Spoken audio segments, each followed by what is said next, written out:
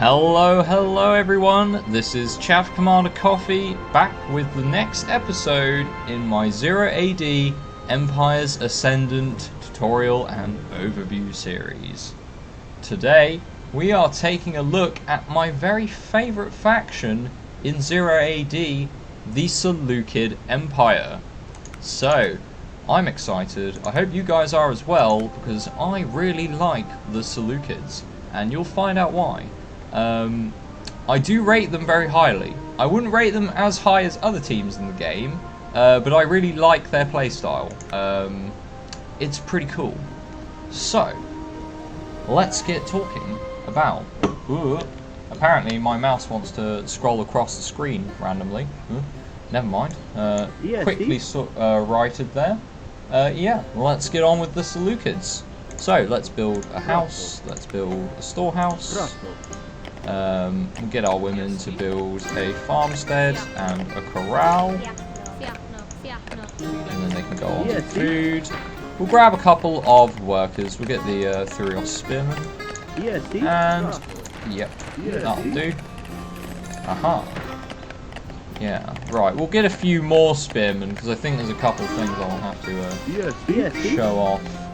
Yeah, maybe not just those main spearmen, maybe just 5, just to help build things a little bit faster. And then later on I will probably have to get some more units. So we'll just get them to mine metal for right now, and put the speed up. So, the civilization bonuses for the Seleucids are as follows. The first one is you get to build the Seleucid expansion building, which is the special building down here, the military colony. Now, we already took a look at this in the Ptolemies overview, and the Seleucids get, well, the same building. Effectively, it is a town centre, but it is cheaper to build, and it's built faster. It also contains a different variety of units compared to your town centre. It does, however, come with having it is weaker, so it's easier to destroy, and it carries a smaller territory of influence. So you don't get quite as much borders with your military colonies, but they are nonetheless pretty good. Don't discount them just because of the smaller borders. I will have to build one, in fact, because otherwise you won't get to see the units inside that particular building. So we'll build that there. We'll get a tower down, because why not? And we'll have these men just wander out and build the military colony over here. There we go, that'll do. And then just have them coupled or something. Right. The other ability of the Seleucids is, during the city phase, the Seleucids are given the choice of unlocking one of 2 sets of champions, the traditional army and the reformed army. Now, this is one of the reasons I love the Seleucids so much. It really doesn't matter who you go up against, you can counter them if you play correctly, because you get the choice of 2 different sets of champions, which is really cool. I like that. Not quite as powerful as other nations that just get like 4 different kinds of champions, for sure, but it's still pretty nice, and it does allow you to counterplay people quite a lot. And it also makes the Seleucids a fair bit more unpredictable, because you're not quite sure what champion units they're going to have until they actually put them in the field. So yeah, there's that advantage as well. Now, I will quickly just train a little selection of units for you guys to take a look at. And we will advance to, once this tower is built, to phase 3. Oh, we can't build... Oh, right, we have to finish building the blacksmith as well. My bad. Okay, never mind. We will go on to the team bonus. The team bonus for the Seleucids is all of your allies' town centres are 20% cheaper. So a standard town centre costs 500 of wood, stone and metal. Your allies' town centres will only cost 400. which is pretty nice. It means your allies are much safer, or they're at least a lot less resource intensive to expand their borders. So in a team game, that's certainly a pretty useful ability. The unique technologies available to the unique technologies available to Seleucids are Hellenistic metropolises, which we have already seen in the Macedonians and the Ptolemies roster. This should be available from the library, which we've also already seen before in this series. But I'll repeat myself anyway. The Hellenistic metropolises technology means your town centres gain double health and double default arrows. Now, I can't remember whether that also applies to your military colonies. So what I will do is research that technology just to show that off. Because if it does, then that also applies to the Ptolemies, who get the same military colony building.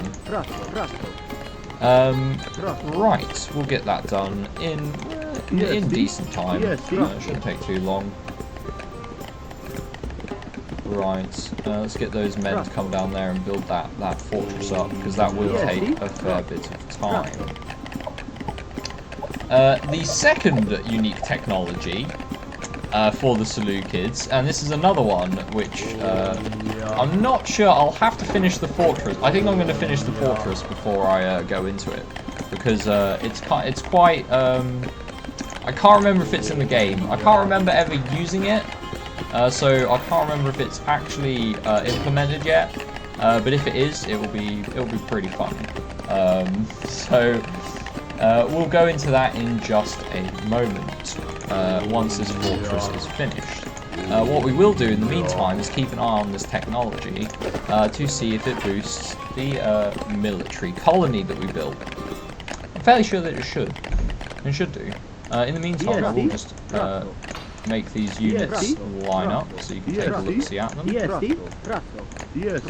So we have our citizen soldiers on this side. Let's just move them over there. So here are our 5 citizen soldiers, and then we have our 3 mercenary soldiers as well. And the fortress is complete. Where is it?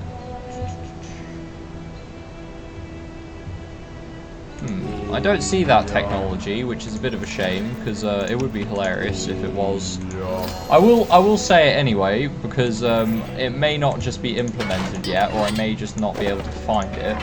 Anyway, effectively, the technology is a one-time purchase of 20 Indian war elephants from the Mauryan Empire. Yeah, it's pretty crazy, huh? You get 20 war elephants just like that. Just finish the technology and snap, 20 war elephants appear. Pretty nifty. I don't remember which building you get it from, or if it's even in the... I don't remember getting it in Alpha 21, so I imagine it's not implemented yet. But I can't wait until it is, because that will just make me have even more fun with the Seleucids. Oh yes. That will make for some pretty hilarious time pushes. Your opponent will definitely not be expecting 20 war elephants. Or, well, when it does get implemented, they should, because every Seleucid player ever would definitely love 20 war elephants. I think any player would love 20 war elephants, but particularly the Seleucids. Anyway, let's get on with the unit roster talk, shall we? I will have to train a couple of... Ooh. Now, this is one of the awkward things about Seleucids, because I can't show off all of the champions. So, rather than showing them all off, what I'll do is I'll show none of them off, just to leave that as a surprise. Maybe convince some of you guys to try the Seleucids out as well, and just talk about them, because I don't think there's anything that we haven't seen already. Maybe the Scythe Chariot. I should probably train the Scythe Chariot just to be on the safe side. So what I will do is grab the traditional army upgrade, so you guys can see the Scythe Chariot, because I don't think we've seen it. We've seen the Britons Champion Chariot and the Mauians Champion Chariot. So maybe we have already seen a Scythe Chariot, but yeah, I'll train one anyway, just to show you that. And also, we haven't seen as many champion pikemen in the game yet, so I will train one of those as well. There we go. That's the scythe chariot. We'll just get the pikeman trained and the war elephant. Right, going over the Seleucid roster. So, from our town centre, we also gain the ability to train our heroes from the town centre, just like the Ptolemies. So I will take a quick look at the heroes before diving into the rest of the roster. Since the roster is not, say, quite diverse, but it's pretty interesting. It's pretty interesting. So we will go over that quickly, but first we'll take a look at the heroes. We have Seleucus I, the Victor. He has, his special ability is 20% more attack and movement speed for war elephants within 80 meters range. He also comes in on a war elephant. So, if you like your elephants, then yeah, you probably want Seleucus I. Because he will make all of your war elephants deal a crap load more damage. 20% is like another 30 crush damage and 4 hack damage, which is nothing to sniff up at. And he also makes your war elephants a fair bit quicker. They're not the fastest things in the world, as you can see, but with a 20% speed boost, they're pretty good. They're pretty good. So if you like your war elephants, he really is the hero to take. And I will say, the Seleucids don't get the widest range of siege weapons, so you generally will find yourself using war elephants as your main siege unit. So he certainly is a solid consideration whilst playing the Seleucids. The second hero we have is Antiochus III the Great, and his ability is all cavalry gain 2 levels of all armor types. So if we take a look at our roster, this includes the scythed chariots, the Seleucid cataphracts. From our barracks, it's the Dahe horse archers, the militia cavalry, and from our military colony, we have the companion cavalry. So we do get quite a large roster of cavalry with the Seleucids, certainly nothing to sniff up at.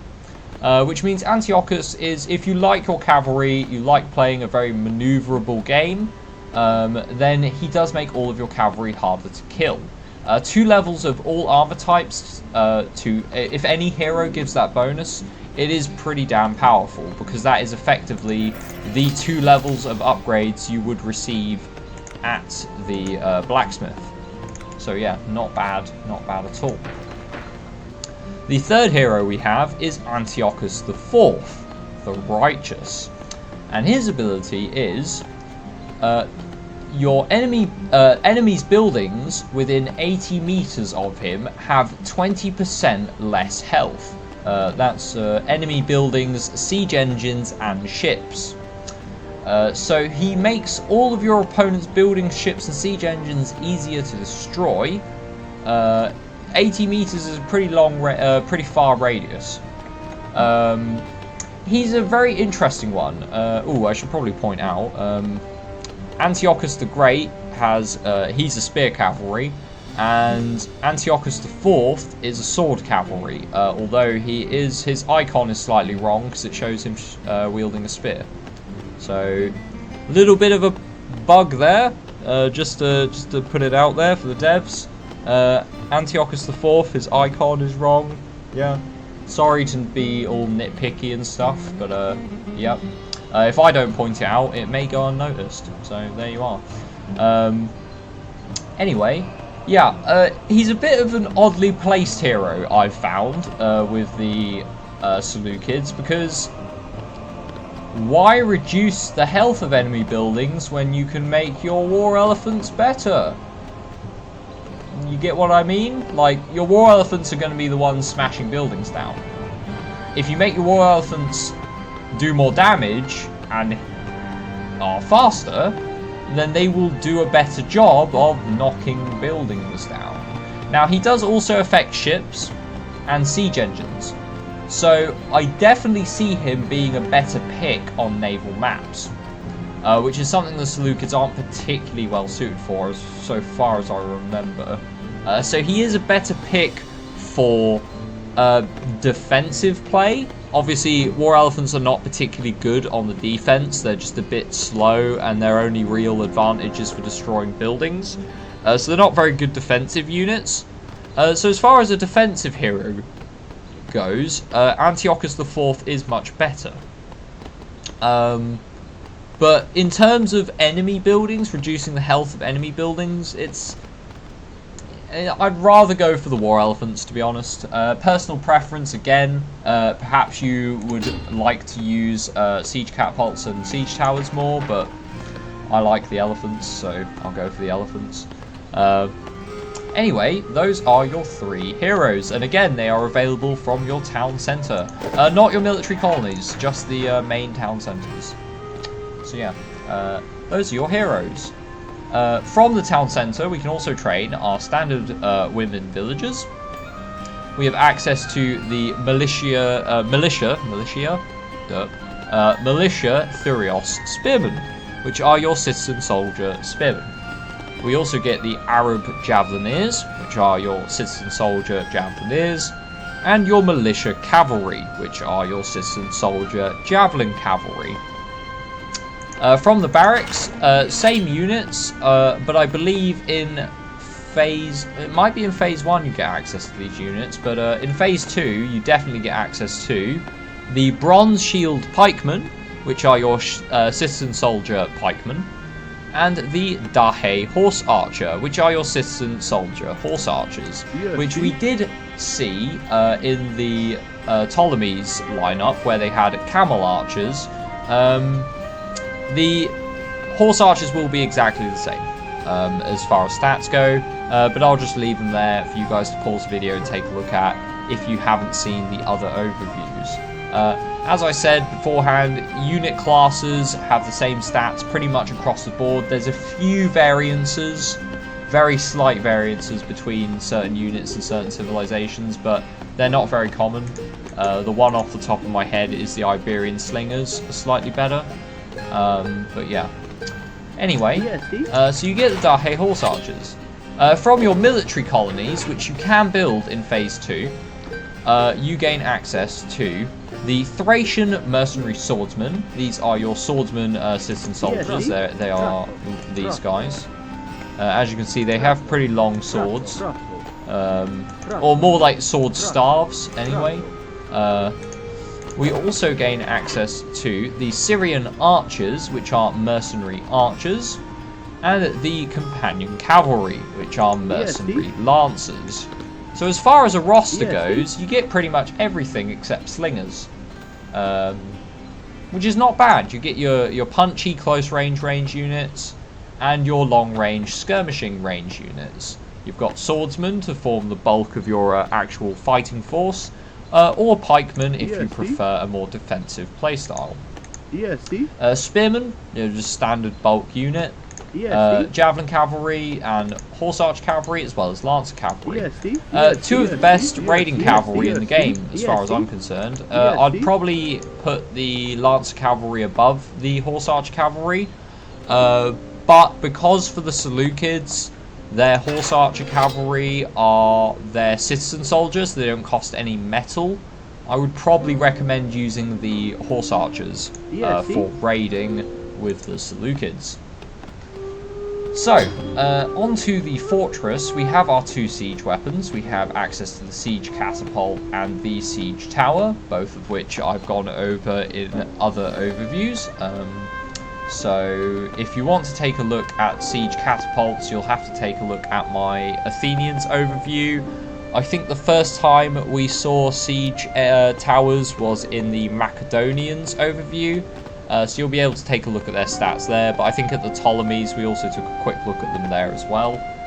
So I won't show them again, but there's other videos you can take a look-see at there.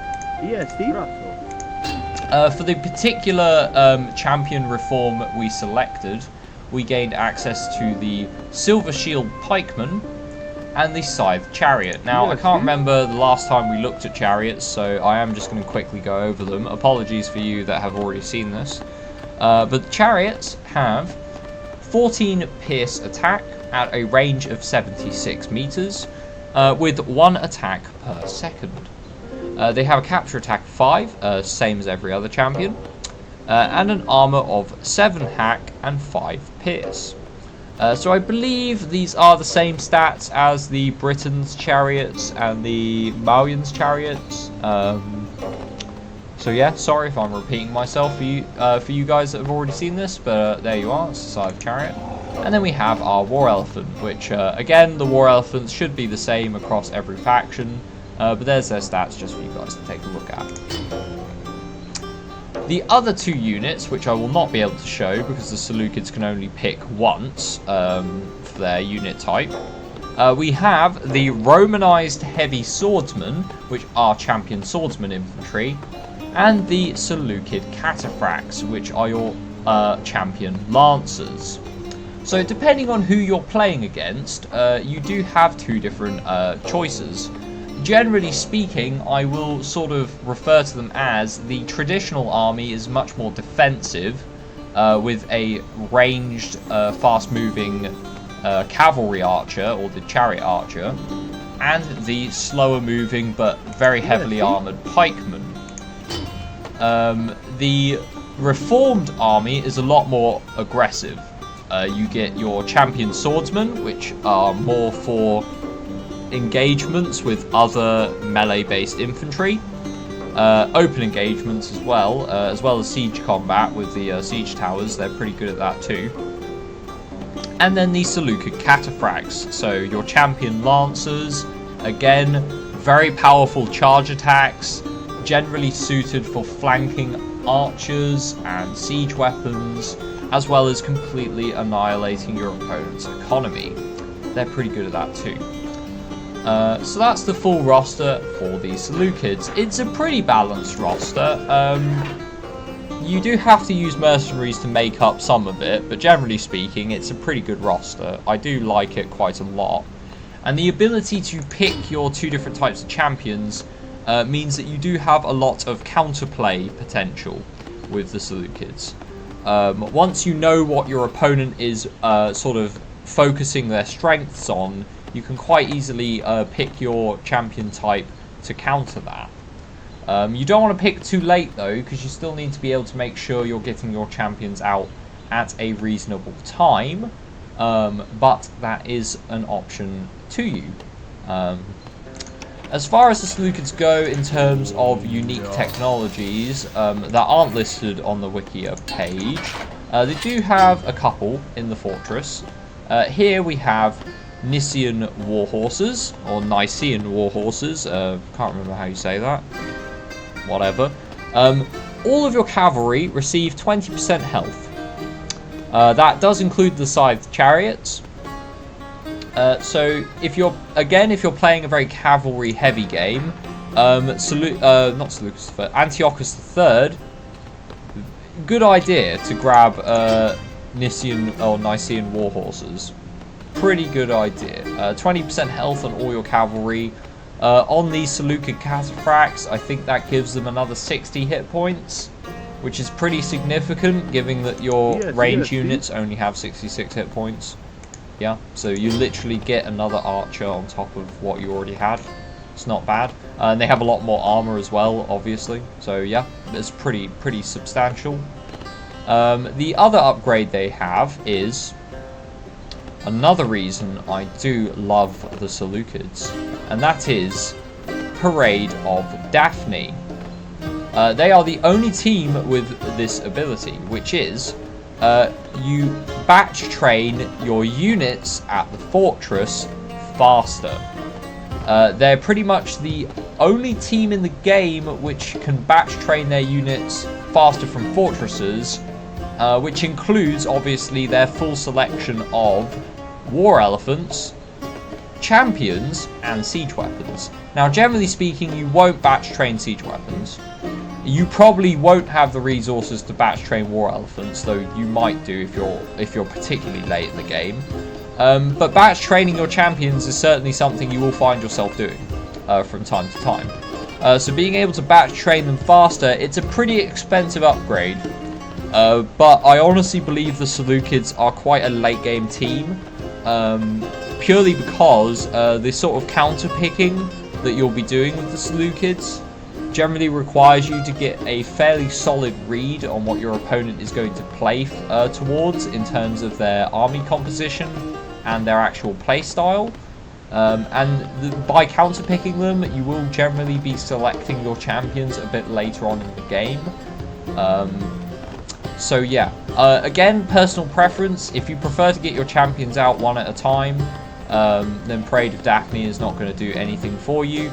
But I find once your economy gets rolling, especially during team games, back training champions and things like even the War Elephants is certainly something you will find yourself doing. So that makes it a pretty fancy ability.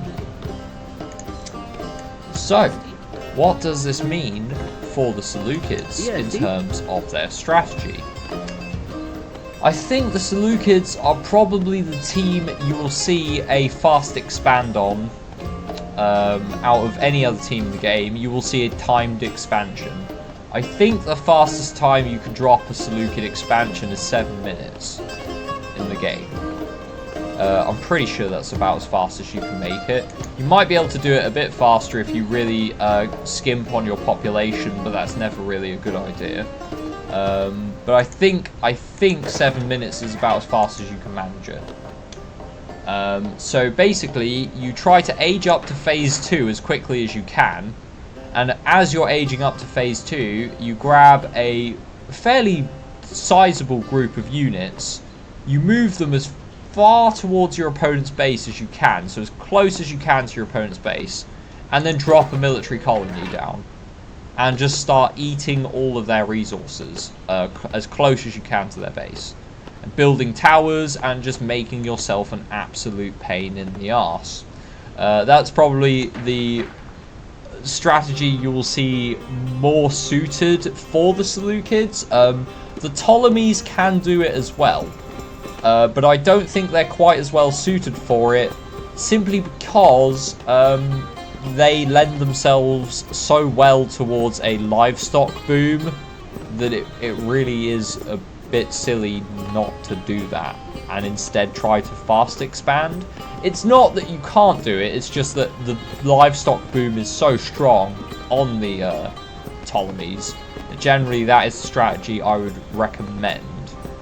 But for the Seleucids, a fast expand strategy with the military colony is definitely an option open to you, and it can really inhibit your opponent's ability to expand their borders and secure more resources. If you're particularly aggressive with it, and you get your phase 3 if you, for example, steal a deposit of stone or metal, or even both if you're lucky, with your military colony, and you can lock them down, you can even get a fairly quick phase 3 time by building defense towers to really, defense towers do count towards your phase 2 buildings to access phase 3. And then once you hit phase 3, plop a fortress down in your forward expansion, and you basically become impossible to remove from that location. They either have to choose to expand around you, or just butt heads against you and try to push you out, which will be difficult if you've been building towers and such. Now, the military colony can only build mercenaries, but that can be easily averted by building some barracks in your military colony's location as well. You can do that. So if I was to trade some food or stone, I could just build a barracks out here if I wanted, which is definitely the radius from the military colony. Well, I say definitely, it might not be, but either way, you can build barracks inside your radius of the colony if you don't want to train mercenaries. So that is an option available to you. The other way I've played the Seleucids in the past, again, we have a very heavy cavalry strategy. For those of you that like really flanking and outmaneuvering your opponent, Antiochus III is great. He's not just because he is the great, he actually is great, because his bonus is global. Doesn't matter where he is on the battlefield, he will be boosting all of your cavalry by 2 armor levels, which is pretty solid. In regards to actually offensively attacking your opponent, I have played the Seleucids with a very heavy boom strategy, simply because you will need a fairly strong economy to make use of Seleucus I. He is a more expensive hero, and your war elephants are very, very food and metal intensive. But if you can get a large enough mass of war elephants with Seleucus I, you can generally stomp all over your opponent's expansions and their main base. Because, yeah, a hero that boosts war elephants is pretty good. Not bad. I will say I've won games purely off of the fact that my war elephants were that much stronger. So they can knock buildings down faster, and they were faster as well. They actually move faster, which does make a big difference in maneuvering them across the map, getting them to your opponent's base at a more reasonable time to actually finish them off. It's pretty handy indeed. Oh, it looks like my enemy is expanding and is attacking my militia cavalry. Oh yeah, it doesn't matter. This is just an overview video, so whatever. Anyway, really, I think the Seleucids are a very powerful reactive team due to the ability to pick their champion unit. So you really do need to know your matchups. If you know your civilization matchups and what they're likely to do in terms of strategy and their unit roster, so if you've watched the rest of this overview series, that should help in that regard. But if you do know your matchups well, the Seleucids are made a fair bit stronger. The better your matchup knowledge, the better you will be able to play the Seleucids. Simply because of their ability to counterpick their opponent's playstyle. Yeah, I think that is everything for the Seleucids. I hope you guys enjoyed this video. I really enjoy playing the Seleucids, and I highly recommend them as a team to give them a go. I may do one of the first sort of strategy videos that I do. I'm planning on doing multiplayer commentaries first, because I really want to get those rolling. Perhaps even over this weekend. I may try and do some for Sunday and get back into the multiplayer. I'm probably going to be pretty rusty, so you'll see some awful plays, but there you go, that's just how it is. And since I will be streaming it as well, whenever I get around to doing multiplayer games, I will be streaming them. So you won't see a strategy video until later on, in any case. But I may do, if I do a strategy video, my first strategy video will be on the Seleucids. Unless I get to stream Persia and I get to do my secret plan for the Persians. We'll see how that goes when I get round to it. But again, I do play random in the multiplayer games, so I might play 50 games before I get a game as Persia. In which case I will do my first strategy video on the Seleucid fast expand and really try and show off how quick you can get that town centre down, because I honestly think that is probably one of the best offensive strategies with the Seleucids, and it also helps to spread your economy out, so you're less vulnerable to raids. In certain senses, it makes you more vulnerable to raids because you have more of your army away from your main town centre. But if your main town centre does get attacked, you can always train women in your colony and then have them build farms there. If all your farms get blocked or all your women get killed or whatever. So you can do that. So I really think it is a good strategy for offensive play. Really securing that map control and just being a nuisance. and it's a pretty good idea. Anyway, before I ramble for too long, I will end the video. So, the next video will be the last one in this series. I will have completed my overview series for every civilization in 0 AD. And there's the AI attacking me again. I hope it's been helpful to all of you, but the final video will be an overview of the Spartans. And I know the Spartans are one of the most played teams in the multiplayer. At least they were back in Alpha 21. About half the games I played, someone picked Sparta. So yeah, I hope those of you that are watching are looking forward to my opinion of the Spartans. And hopefully you pick up some tips and tricks on how to play them a little bit better. I'm not the best Spartan player, obviously. With all of my videos, I play random, so I play all the teams. So my overview of the teams is kind of a general overview with some ideas on how to play them. But I'm sure if you practice these teams, you'll probably be a lot better at playing them than I am. So there you go. Take all of my opinions with a pinch of salt. But there you have it. The next episode will be Sparta, and it will be the last episode. There you have it. So, it has been me, Chaff Commander Coffee. Thank you for watching, and I will see you for the very last episode of my overview series. Goodbye.